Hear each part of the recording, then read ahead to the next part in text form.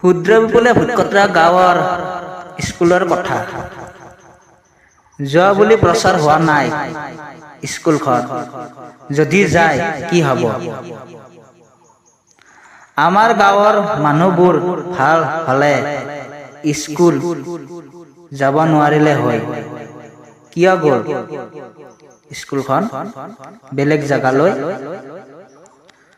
আমাৰ গাঁৱৰ মানুহবোৰ ভাল নহয়। ডক্তৰ ইঞ্জিনিয়াৰ কৰিবলৈ মৰেল অৰুণোদয় শংকৰদেৱত পঢ়ায়। আমাৰ গাঁৱৰ ল'ৰা ছোৱালীক আমাৰ গাঁৱৰ বেয়া পৰিৱেশ দেখিলে আমাৰ গাঁৱৰ মানুহবোৰৰ ডাঙৰ ডাঙৰ কথা। কিয় বেয়া হ'ব লাগে? বেয়া হ'ব নালাগে।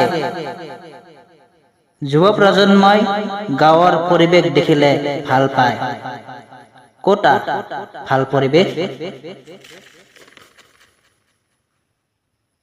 প্ৰাইভেট মৰেল শংকৰদেৱ অৰুণোদয় স্কুল নাথাকোতে আমাৰ গাঁৱৰ ল'ৰা ছোৱালীক ক'ত পঢ়াইছিল?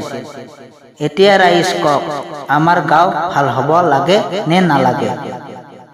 তাৰে মাজতে এটা কথা কওঁ, আমাৰ গাঁৱৰ স্কুলৰ কথা। আমাৰ গাঁৱৰ পিংকু শৰ্মা ডাঙৰীয়াৰ লগতে তৰ্ক বিতৰ্ক হৈছিল। কিয় হ'ল মই কওঁ। পিংকু শৰ্মাক কৈছিলো যে আমাৰ গাঁৱৰ স্কুলখন নাথাকিলে কি হ'ব? যে মই কৈছিলো যে স্কুলৰ গৰু বান্ধা হ'ব। তেতিয়া পিংকু শৰ্মা ডাঙৰীয়াৰ খং উঠিল। তেতিয়া পিংকু শৰ্মাই কৈছিল বিহুৰ মাটি নেকি? তেতিয়া কৈছিলো আমাৰ গাঁৱৰ পৰিৱেশ ভাল হ'ল হৈ যদি স্কুলৰ বাৰাণ্ডাত গৰু নাবান্ধিলে হয়, ছাগলী নেদেখিলে হয়, কাপোৰ মেলি নিদিলে হয়। মই দেখিছো কাৰণে কৈছো দে। স্কুলৰ ফিল্ডত বান্ধিলে গৰু ছাগলী স্কুলৰ বাৰাণ্ডাত বান্ধা হয়। স্কুলৰ বাৰাণ্ডাত বান্ধিলে স্কুলৰ ভিতৰত সোমোৱা হয়।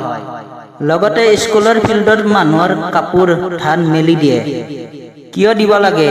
আৰু যদি ৰাইজে তৰ্ক কৰে বিতৰ্ক হৈ থাকিব। যদি এইখিনিতে বুজি পাইছে সমাপ্ত কৰক। Thank you. ময়ো পঢ়িছিলো আমাৰ গাঁৱৰ স্কুলত। আগতে এনেকুৱা হোৱা নাই। এতিয়া কিয় এনেকুৱা হ'ল? আৰু এনেকুৱা শব্দ কিয় ক'ব লগা হ'ল? গৰু বান্ধা বুলি স্কুলৰ ভিতৰত। মই ভাল নীতি শিক্ষা জ্ঞান দিব নেজানো। মোৰ পঢ়া পাতিও ভালদৰে নাই। মই প্ৰৱেশিকা পৰীক্ষাত পাছ কৰিব নোৱাৰিলো।